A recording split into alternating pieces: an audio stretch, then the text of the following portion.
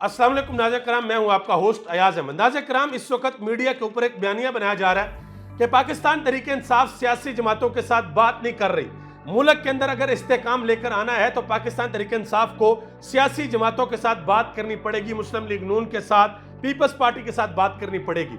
तो सलमान अकरम राजा ने बड़ा जबरदस्त किस्म का जवाब दिया पाकिस्तान के अंदर हर उस शख्स को जो ये कहता है कि पाकिस्तान तहरीक इंसाफ बात नहीं कर रही।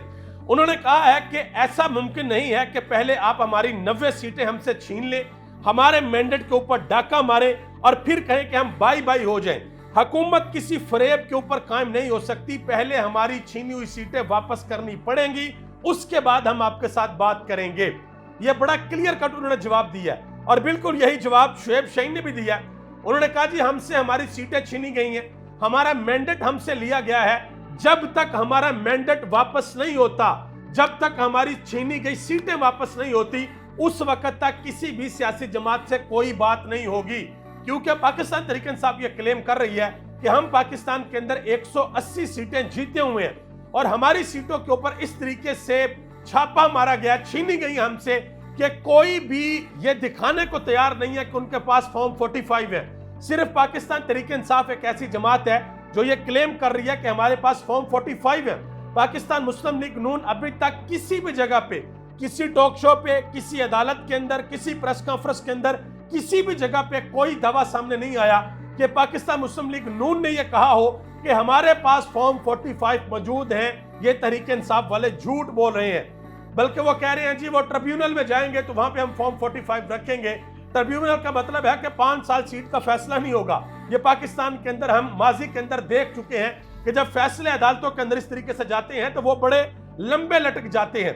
दूसरे नंबर पे एक और बड़ी अहम बात है जो जुनैद सलीम ने की है। उन्होंने कहा कि हम एक बंद गली के अंदर दाखिल हो रहे हैं, इलेक्शन में इस तरह धांधली की गई है कि पूरी दुनिया चीख उठी है, सब कुछ पूरी दुनिया ने देख लिया है। इलेक्शन से पहले धांधली की गई, इलेक्शन वाले दिन धांधली की गई और फिर इलेक्शन के बाद अभी तक धांधली जारी है। आपने देखा 2-3 दिन पहले लाहौर के अंदर एक मार्केट में प्रिंटिंग प्रेस के ऊपर नवाज शरीफ साहब के उस हल्के के बैलेट पेपर प्रिंट हो रहे थे जहां से ये हार चुके हैं और वो पूरे पाकिस्तान ने बल्कि पूरी दुनिया ने देखा। तो इस जिमन में उन्होंने कहा कि अभी तक ये धांधली जारी है। और मुस्तफा नवाज खोखर ने एक बड़ी अहम बात की है। उन्होंने कहा कि इस्लामाबाद की 3 सीटें हैं और वो तीनों की तीनों सीटें पाकिस्तान तहरीक इंसाफ जीती हुई है। इस्लामाबाद के अंदर सुप्रीम कोर्ट है और सुप्रीम कोर्ट की नाक के नीचे ये सारा काम हो रहा है, ये धांधली हो रही है, लेकिन कोई पूछने वाला नहीं है। ये उन्होंने बात की है।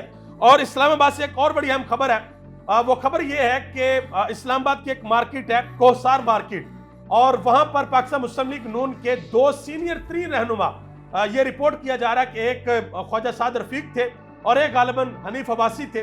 वो वहां पर थे तो उनको अवामी रद्द-ए-अमल का सामना करना पड़ा है। किसी खातून ने उनको कहा, उन पर फिक्रबाजी की कि आप लोगों ने मैंडेट चोरी किया है, आप लोगों ने अच्छा नहीं किया। तो आगे से ये दोनों रहनुमा जरा गुस्से के अंदर आ गए और ये रिपोर्ट किया जा रहा है कि गालिबन उस खातून को शायद धक्का दिया गया।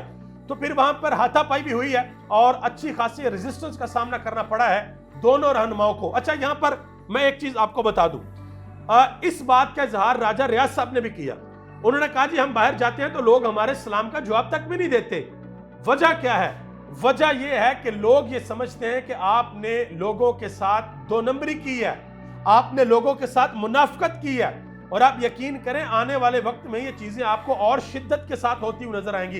ये बड़ी नॉर्मल सी चीज है इस चीज को अंडरस्टैंड करना कि जब आप करोड़ों लोगों की राय को दबाने की कोशिश करते हैं तो लोग किसी ना किसी तरीके से अपनी फ्रस्ट्रेशन निकालते हैं, गुस्सा निकालते हैं अपना अंदर का कि भाई हमने तो वोट किसी और को दिया था और आप लोगों ने हमारे वोट जो है वो चोरी कर ली है।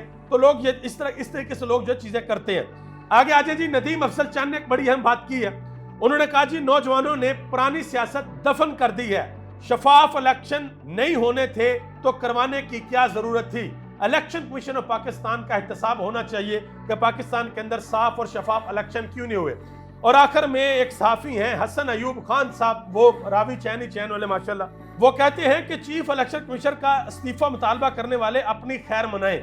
कमिश्नर रावलपिंडी का मामला इंतहाई संगीन नोयत इख्तियार कर चुका है। रियासत पाकिस्तान पर एक और हमला है, तमाम शहाद हासिल हो चुके हैं जो नाकाबिले तरदीद और ठोस हैं। बैरिस्टर गौहर समेत तहरीक इंसाफ के सरकर्दा रहनुमा इस साजिश के अंदर मुलव्वस पाए गए हैं। ये बेसिकली इनका तल्लुक उन लोगों से है जो दिन रात ये कहा करते थे खत्म शुद इमरान खान, खत्म शुद इमरान खान को कोई वोट नहीं मिलेगा, इमरान खान को टिकट लेने वाला नहीं होगा, इमरान खान का कोई पोलिंग कैंप नहीं लगेगा। तो ये एक नई एपिसोड है, कोई टेंशन वाली बात नहीं है। बहरहाल अगर इस बात के अंदर सच्चाई है, अगर रियासत पाकिस्तान के खिलाफ किसी किस्म की कोई प्लानिंग हुई है तो वो बेशक फिर बैरिस्टर गौहर हो या कोई और हो, नाम सामने आने चाहिए और सजा मिलनी चाहिए। क्यों?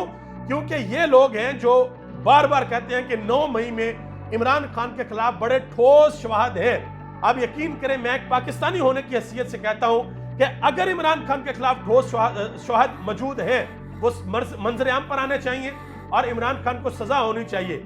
लेकिन मसला ये है कि भाई 9-10 महीने गुजर गए, आज तक वो ठोस शवाहद सामने आए नहीं है।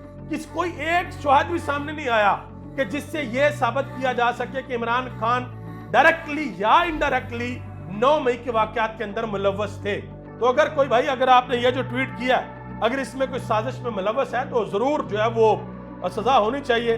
और अगर आपकी ये ख्वाहिश है तो फिर आपकी ये ख्वाहिश ही रहेगी। आप सबका बहुत बहुत शुक्रिया। पाकिस्तान जिंदाबाद, पाकिस्तान के अवाम और पाकिस्तान के इदारे।